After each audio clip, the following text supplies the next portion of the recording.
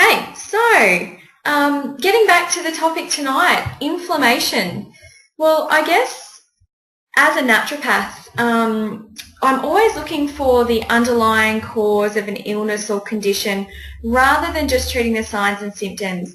And I'm also often seeing people with more chronic presentations, so things like eczema or arthritis or even something like diabetes. So a lot of the time, reducing inflammation within that person is a really critical treatment goal that we both work towards. Now, due to our modern world and our modern diets, I really do believe that this is a topic that's applicable to almost everyone. And it's also more important as we age as well. And inflammation is definitely the buzzword within the nutrition community and the health community. At the moment, it has been for some time. So tonight will be quite broad in nature, and I won't be discussing specific conditions too much. We just don't have the time, unfortunately, but hopefully you can still get a really nice snapshot of what chronic inflammation is and also how to combat it. So as with the other webinars that I've done, this will definitely be recorded. And you can also access it from the RCS website over the coming days. And I'm also more than happy to email you a PDF of this slideshow as well. So just contact me on the email provided at the bottom or at the end. And I'll probably be speaking for about half an hour. And then, as always, I'm going to open up the floor to questions. So if you do have any questions throughout the webinar, please feel free to ask them when you think of them, and then we'll get a bit of chit-chat going at the end. So we've got quite a few people tuning in tonight, so hopefully you can all hear me okay and you're able to see the slideshow. Let's get cracking. So the first thing that you need to know about inflammation, before I go on too much about, the pros and cons of inflammation, I want you to know that inflammation by its very nature is a really natural immune response. And there's a really big difference between acute inflammation and chronic inflammation. So if you think about it, without inflammation, wounds would never heal and infections would never heal. Without acute inflammation, we wouldn't initiate labour. So it is a protective mechanism our amazing bodies have come up with to initiate the healing process. So this is acute inflammation that I'm talking about here. So as you can see in this diagram, there's a few cardinal symptoms of acute inflammation. So they include redness, heat, swelling, pain, and sometimes loss of function as well. So an example of acute inflammation might be something like tennis elbow or a sprained ankle or even a mozzie bite or a bee sting.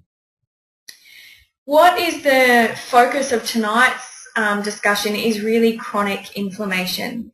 So chronic inflammation, on the other hand, leads to, a progressive shift in the type of cells that are actually present at this site of inflammation. And chronic inflammation by its nature is detrimental, and it's a major driver of chronic disease. So it's a major driver of things like cardiovascular disease, even cancer, diabetes, obesity, and even dementia as well. So chronic inflammation, as opposed to acute, can last for weeks, months, or sometimes longer. It can sometimes persist for years as well. So often people with chronic pain conditions will suffer from that for years, unfortunately. So there's no question then that chronic disease is synonymous with chronic inflammation. And as I mentioned earlier, this gets more important as we age. So the elderly are especially vulnerable to this unchecked inflammation. And this is because the body, it loses its ability to down-regulate inflammation as we age. So some examples of more chronic inflammation, something like atherosclerosis, which is actually hardening of the arteries, or even something like arthritis or psoriasis as well. So the question that begs to be asked then is, why are we all on fire, and what's actually fueling this chronic inflammatory fire? There's a few drivers. There's quite a few actually. I'm going to list, I guess, the most important ones and the ones that I often address in my line of work. So modern processed food is a big one. What it comes down to is that basically everything you eat, except for pure water, has either an inflammatory or an anti-inflammatory effect on the body. So we'll be getting more into that a little bit later on. A deficiency of essential fatty acids, particularly your omega-3 fatty acids. Again, we'll be getting into that a little bit more later on. Environmental influences and contaminants as well. They can be very inflammatory for the body to deal with because they're quite foreign for the body. Lack of sleep is another interesting one that's been shown to be quite inflammatory. Sedentary lifestyles. So sitting, as I mentioned here, is actually inflammatory. And they've shown that people who lead a sedentary lifestyle and sit for prolonged periods, which is a lot of people with their work these days, have higher levels of particular inflammatory markers within their blood. And so this is indicative of poor metabolic health and this low-grade chronic inflammation as well, which is really interesting. Obesity is another one. So this fuels our inflammatory fire. And it's known that even an extra 9 kilograms, being overweight by an extra 9 kilograms, can create an abundance of inflammation within the body. And it can also lower immunity as well. So there are a few of the things that fuel this fire that I'm talking about, this chronic inflammation. And also these are some of the reasons why I see people who suffer from chronic inflammation in one form or another almost every day, because these are very common drivers. You can actually test for, I guess, your levels of inflammation in a blood test. They can test a few inflammatory markers that are very common, I guess easy to test for within the blood. One is called CRP, which is C-reactive protein, and one is called IL-6, which stands for interleukin-6. So if you did want to know if you have levels of inflammation and chronic inflammation, then you can actually ask your GP to test for these for you. Now, I've touched on the subject of terrain in previous webinars, but it's particularly applicable to this one because our levels of inflammation really do affect our cellular function. So I wanted to discuss this concept with you, and I guess what it comes down to is that our cellular terrain is akin to soil. So I think about it as being the soil or the microenvironment that actually surrounds every single cell. So it's essentially the fluid that our cells bathe in, and it also nourishes every single cell in the human body, this terrain or this soil that they live in.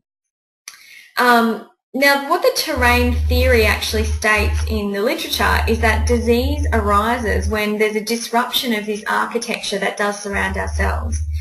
So like I said, I do akin this to soil. And when you think about it, plants and human cells have quite a bit in common. And the main thing that they share is that they both definitely need to exist in healthy and nutrient-rich environments in order to grow and maintain health. So the soil or terrain that surrounds a plant's roots, for example, provides the plant with the nutrients that it needs to survive and thrive, and the elements from this soil are absorbed by the roots, and then they're sent through the stem and then into the branches and into the leaves and eventually into the flowers. So I'm sure that most of you are aware that the integrity of the plant's roots and the vitality of its soil actually strengthen the probability that the plant will grow and flourish.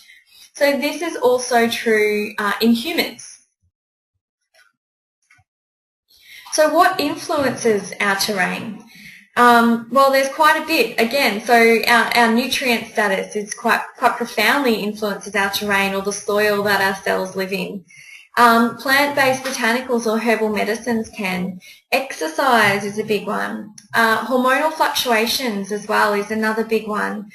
Even things like your emotions and meditation. So your cells are very receptive, to your emotions.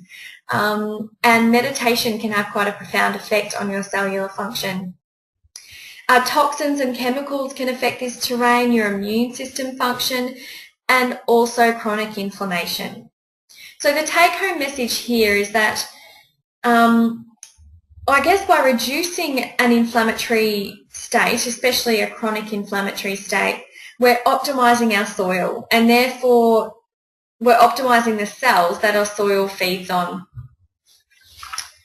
So getting into the nitty-gritty a little bit here of actually inflammatory markers.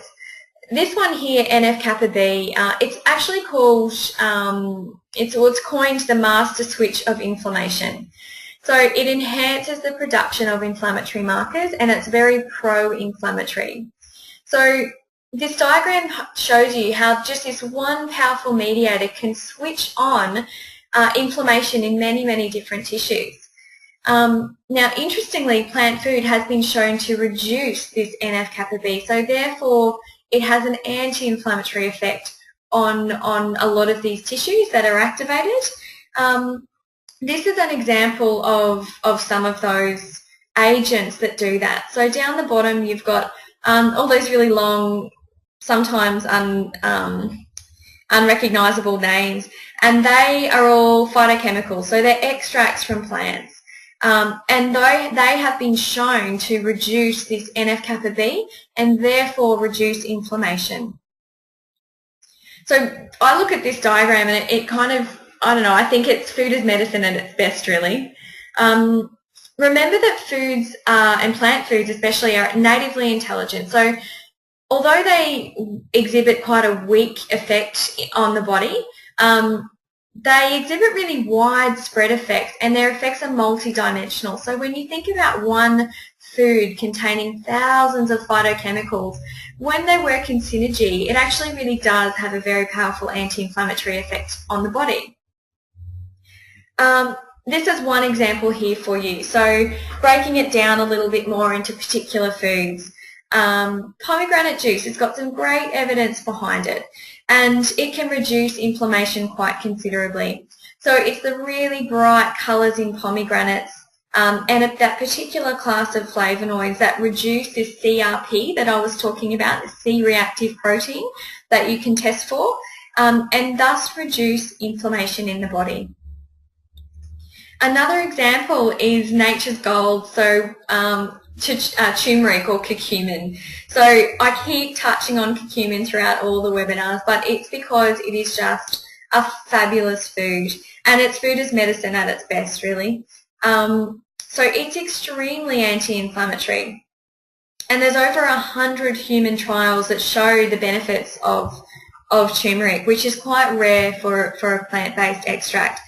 Now, the main benefits of turmeric is that it's an antioxidant, and it's also anti-inflammatory. So I actually use curcumin or turmeric quite a bit in my practice, as well as another herb that I haven't mentioned in this slideshow called Boswellia. And the research coming out on Boswellia is really, really exciting. And both turmeric and Boswellia, when they work in synergy, they're very, very good for conditions such as osteoarthritis, which is a chronic inflammatory condition. Bromelain, this is another one that isn't hyped up in the media so much, but it's really exciting. So bromelain is actually, it's an enzyme that's found in the core of pineapples, and it's been used for centuries in Central and South America, both to treat digestion because of this enzymatic function, but also to reduce inflammation. Just excuse me, sorry. So it's often used for acute inflammation, so things like tendinitis and sprains, but it's also been shown to reduce markers of chronic inflammation, and along with turmeric and Boswellia, it's really good for the pain and the stiffness that comes with a condition like osteoarthritis or even rheumatoid arthritis. So yeah, it's just another example of food as medicine.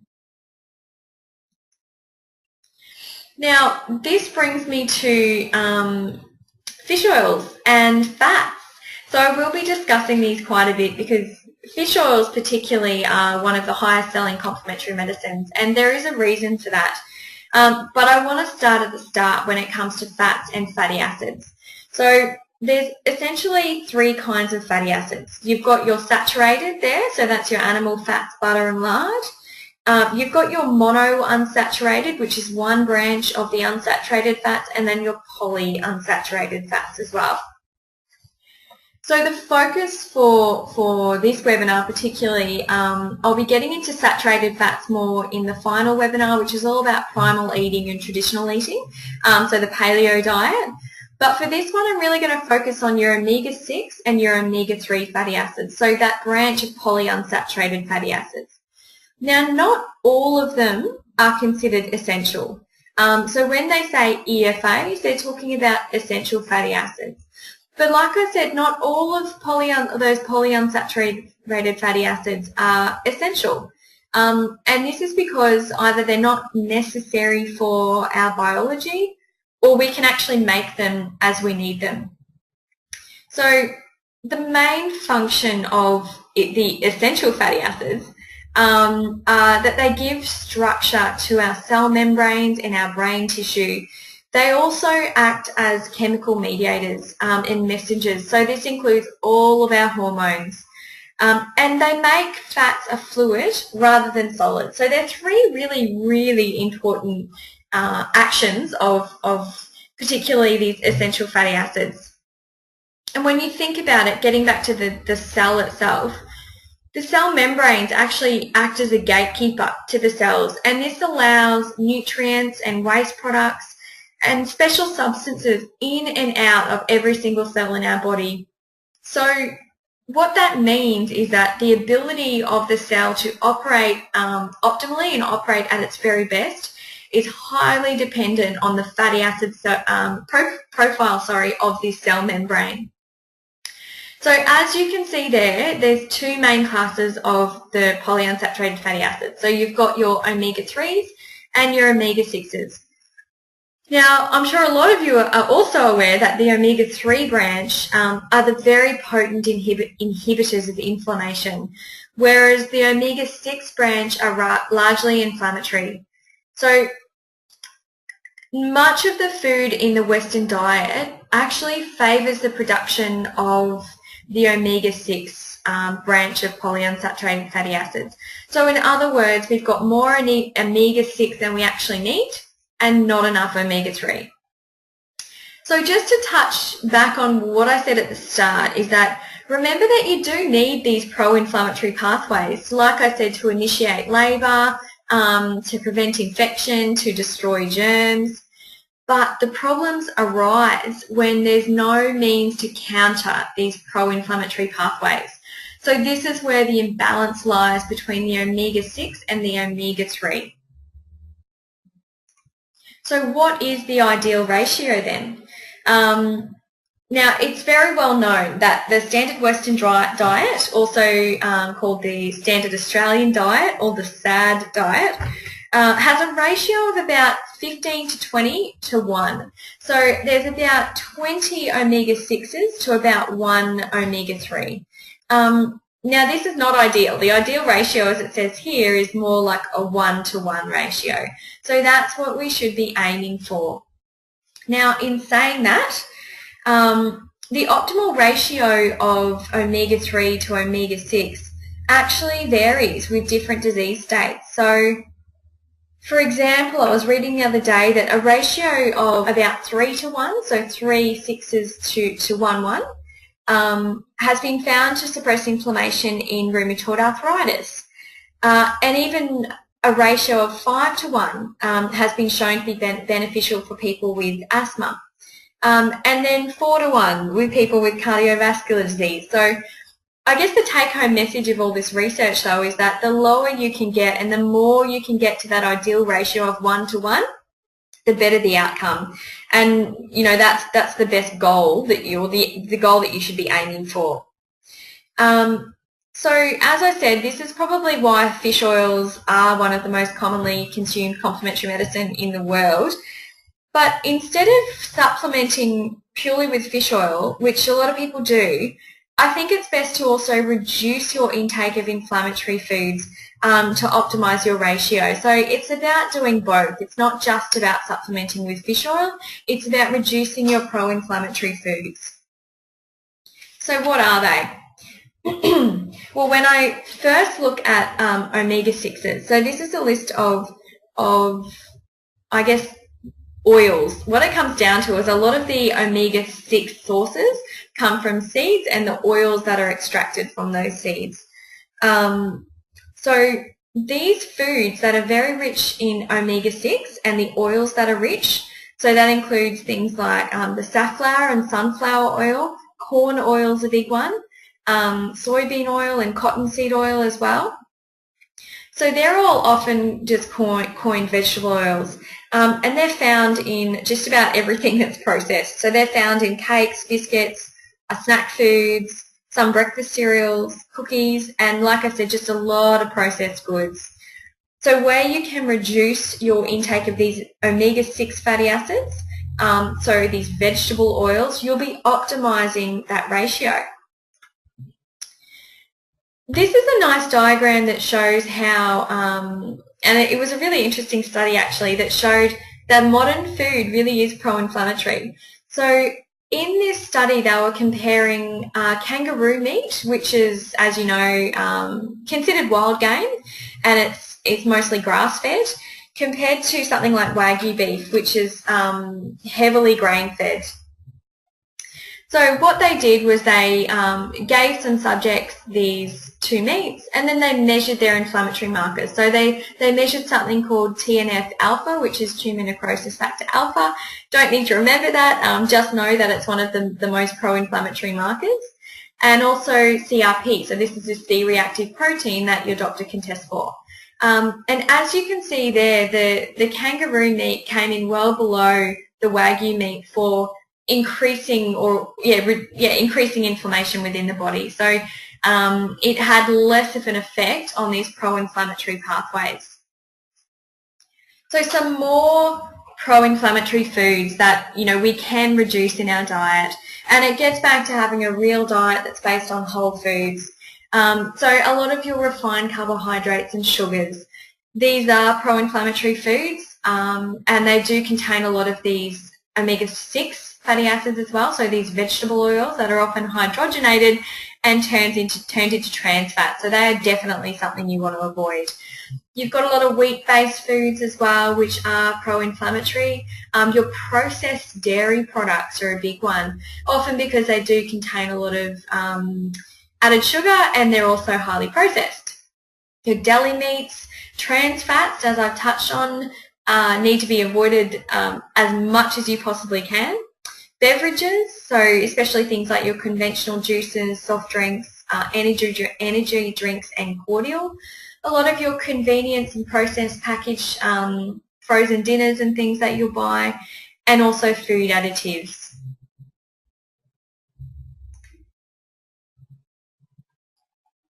So getting on to the more positive side of it now. So sources of omega-3.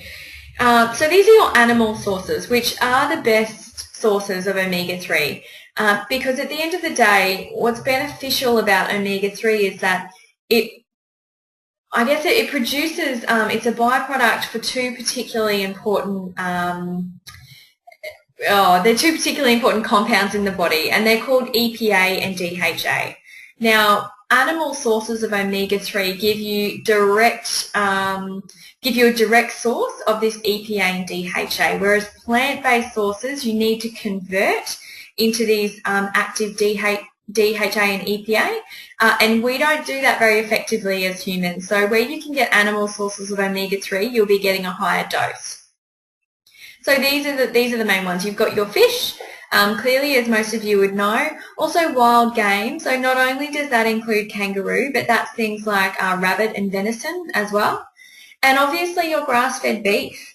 That's a fabulous source of omega-3 fatty acids, particularly one called conjugated linolenic acid, and that's a really potent antioxidant. So grass-fed beef and kangaroo are fabulous sources of that. Now, The omega-3s, what makes these foods so beneficial is that the omega-3s found in them are derived from the diet that those animals eat.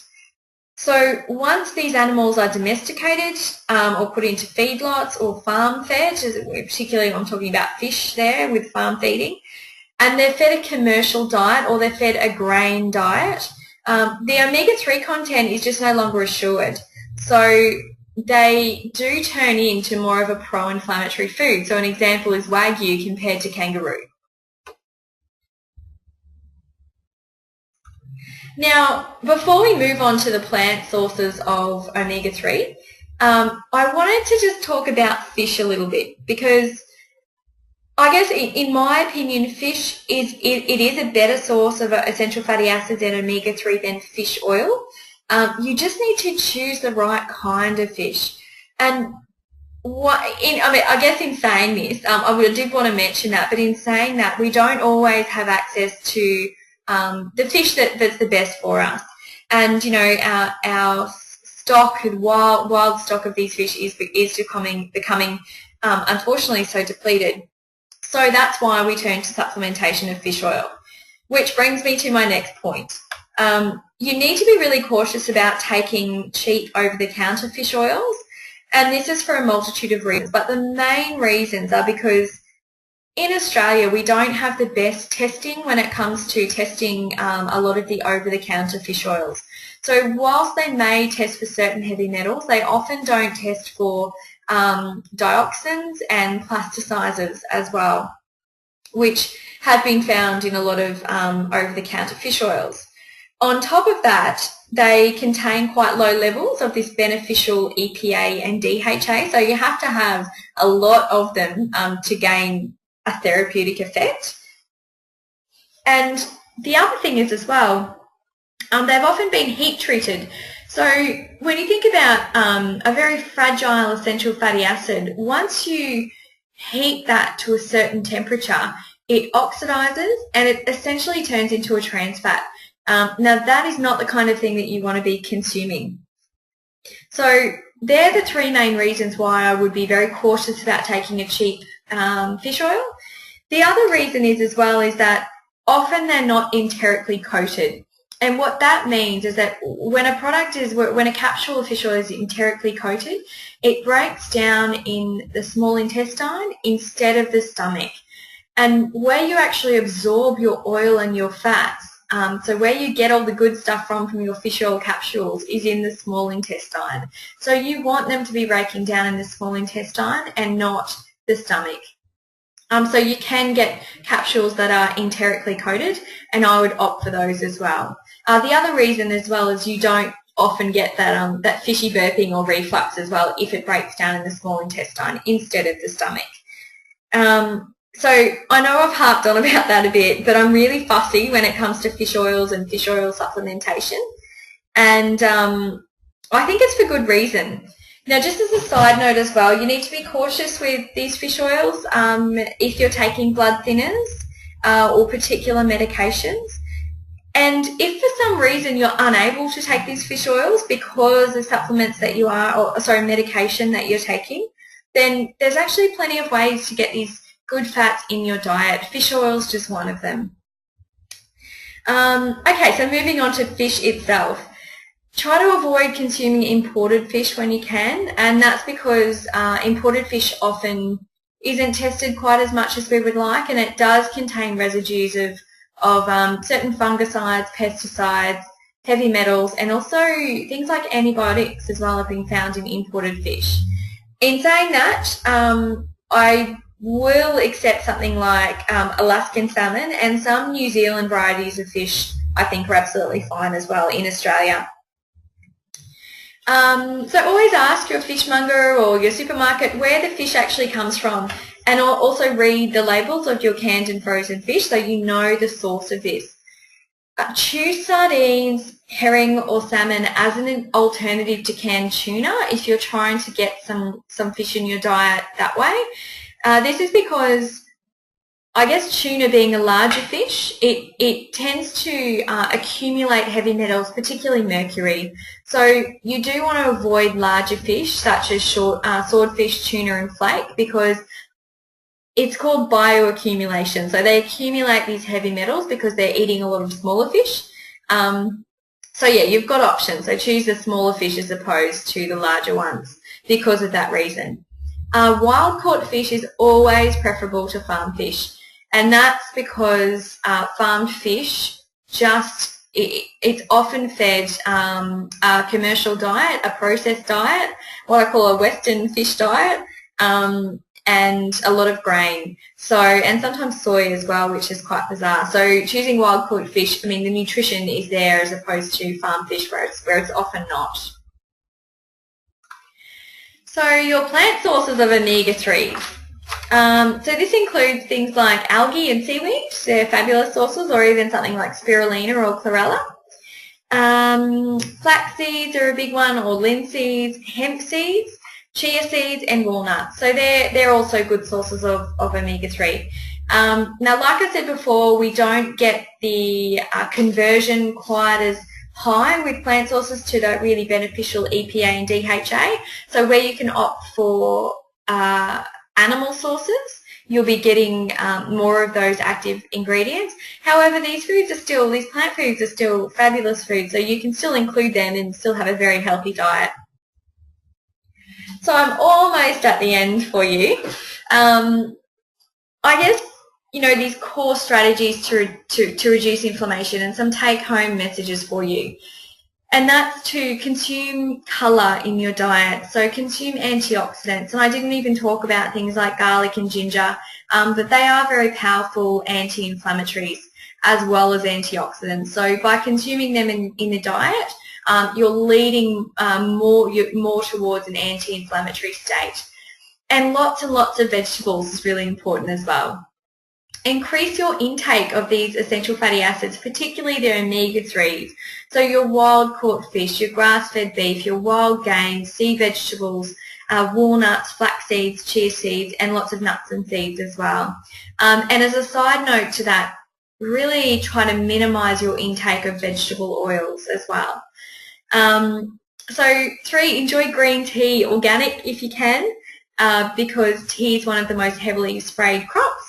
But green tea is fabulous in reducing inflammation. Dark chocolate, I just had to put that in there because I'm a chocoholic, and it has been shown to reduce inflammatory markers and is particularly good for cardiovascular health. Must be over 70% cocoa mass, and the less sugar the better. And finally, avoid refined sugars, avoid processed foods when you can, particularly smoking clearly, and also sitting. So be active when you can. Now I think this is my final slide. So this is just, I guess, a bit of inspiration that I got from a patient of mine this week. He's a really proactive and lovely man, and unfortunately he's just been diagnosed with type 2 diabetes.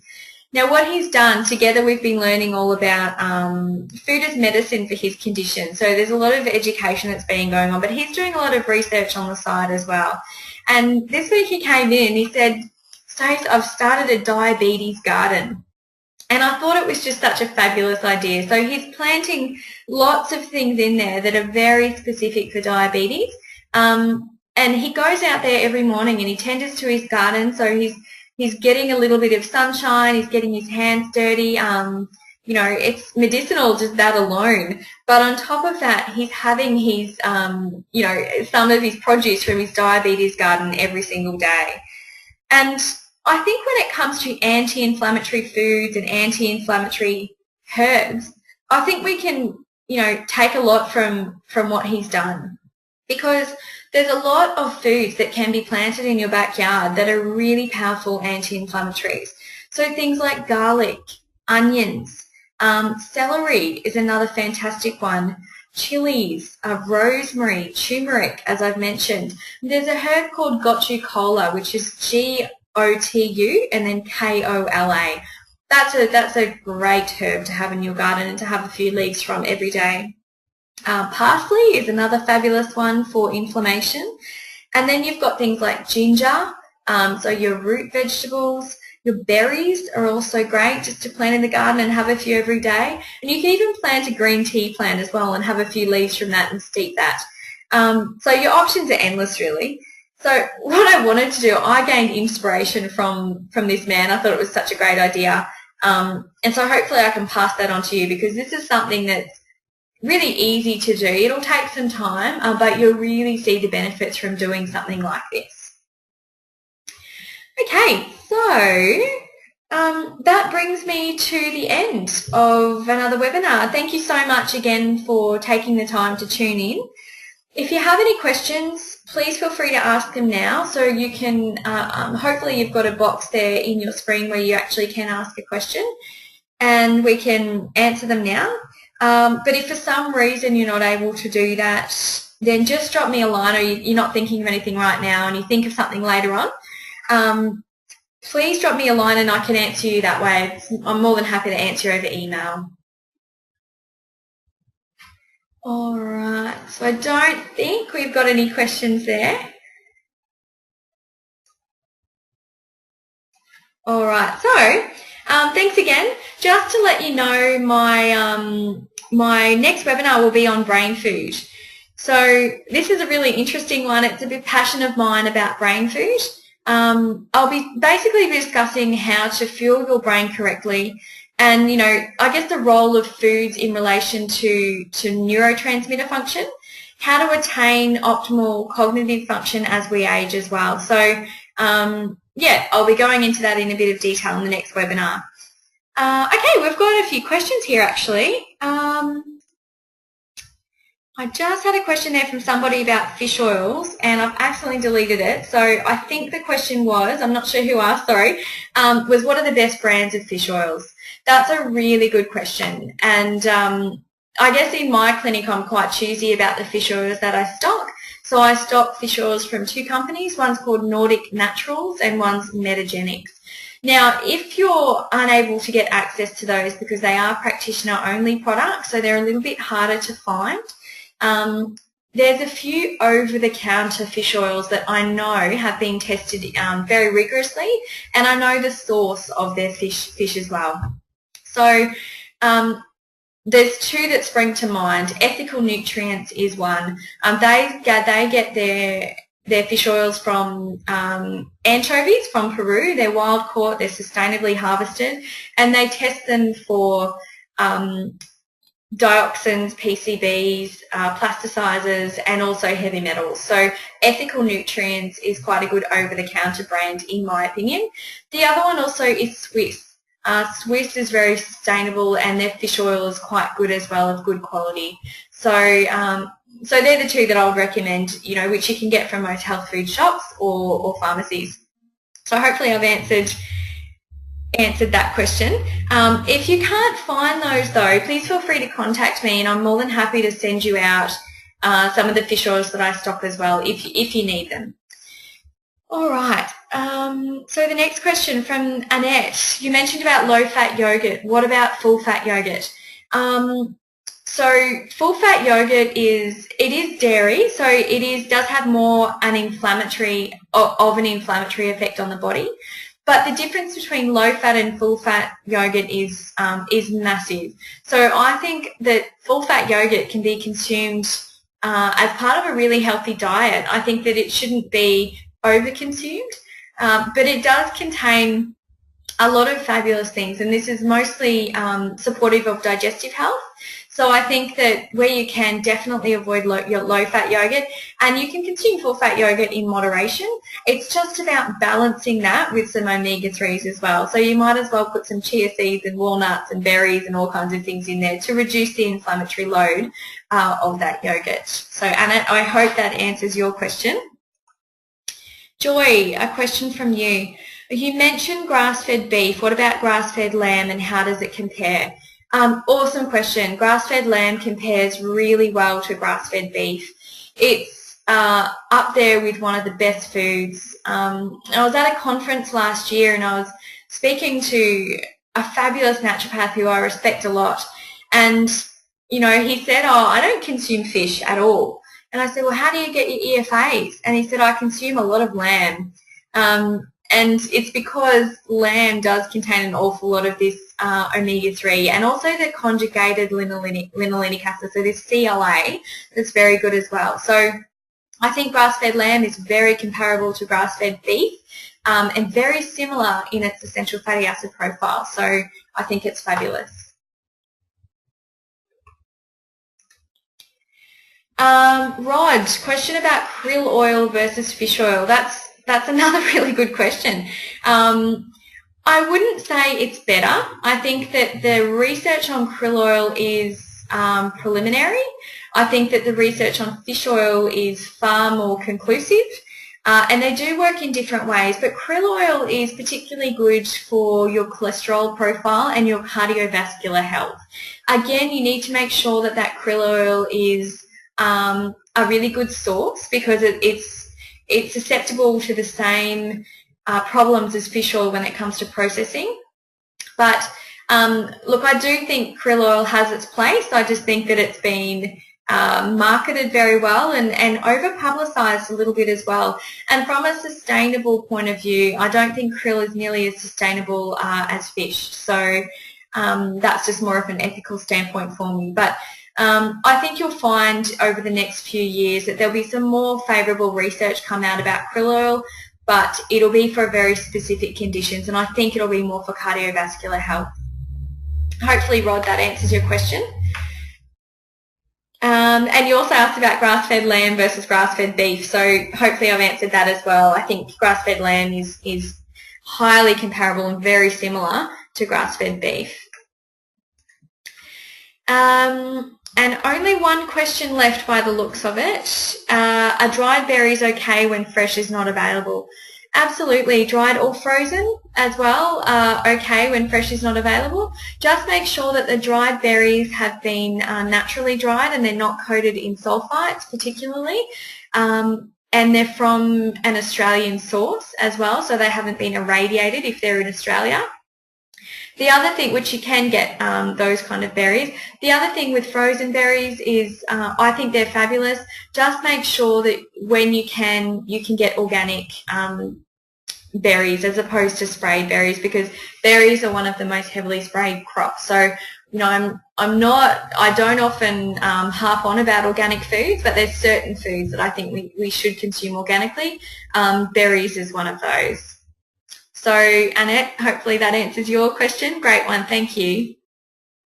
Glenn, are dried fruits like sultanas and apricots okay? Again, yeah, look, they're fine in moderation. They're quite high in sugar because they are dried, but I think a little bit of those I think that's still quite a good source of fibre, and they do contain nutrition, so I don't have a problem with them as long as they're not consumed in excess. Excuse me, and also as long as they're organic when possible or sulfite-free, so preservative-free. So just be cautious of those 220 to 228 numbers because they can be, yeah, pretty harsh for a lot of people and elicit some symptoms in people as well. Hopefully that answers your question, Glenn. Sonia, is there a certain type of Boswellia that's preferable as a supplement? There is. Great question, and I can probably talk with you more about this in private. So I can probably email you about this one, but there's a few different kinds of Boswellia that you can get and that are grown. As with all medicinal plants, you need to make sure that the plant's been grown in, I guess, a favourable environment, and it's got certain constituents that make it medicinal in certain amounts, so it needs to be well tested and standardised. So the supplement, the tablet that I use is by a company called MediHerb, and it's called Boswellia Complex, so I can email you more about that, but it does contain Boswellia in very good doses, as well as turmeric that I was talking about, so they work very well together. As well as celery seed and celery, I think it contains as well. So they're three really, really anti-inflammatory herbs and people get a lot of benefit from that with joint pain particularly. So thank you so much, everybody. Hopefully I've answered all your questions. If you can think of anything now, just let me know. And I think that's everything. All right, so thank you so much for tuning in. Hopefully I'll hear from you at the next webinar. And hopefully you've learnt something from tonight which you can actually take with you and put into practice as well. All right, all the best. Thank you.